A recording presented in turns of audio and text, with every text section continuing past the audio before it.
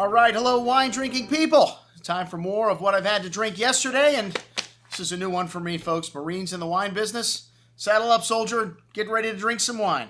Well, these guys were stationed in Uruguay and fell in love with a sparkling wine, Medio Y Medio, and with a Tannat varietal, and decided when they came back to the States to bring this to their friends here in South Florida. So a noble task, I think, but I don't know if we're ready for sparkling wines from Uruguay yet in the fine wine world. But the wines were good. I would have to say they weren't bad, and they were very reasonably priced. This Medio Y Medio sparkling wine from Uruguay, very traditional drink, supposedly a blend of 50% Moscato and 50% Pinot Blanc, served at Raldo's for over 100 years. I guess a famous bar in this area where these guys hung out and drank. They're off time.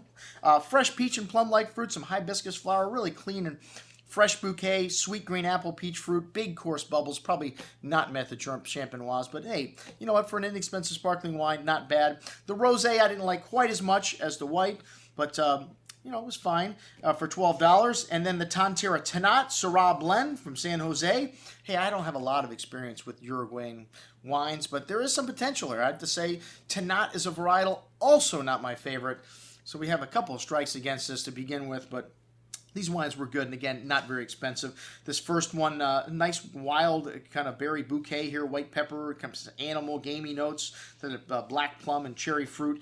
A pretty rustic bouquet here. The Tannat grape can be a little rough around the edges, and the Syrah seems to have tamed it and maybe rounded out the edges a little bit. A good little wine at $16.50. And then we have the Tannat Cabernet blend, which features currant cassiceberry fruit, some cigar wrapper, dark spices, touch of fresh earth, very tannic on the palate, tannic backbone with both of these varietals, so maybe needs a little time to open up, or a steak.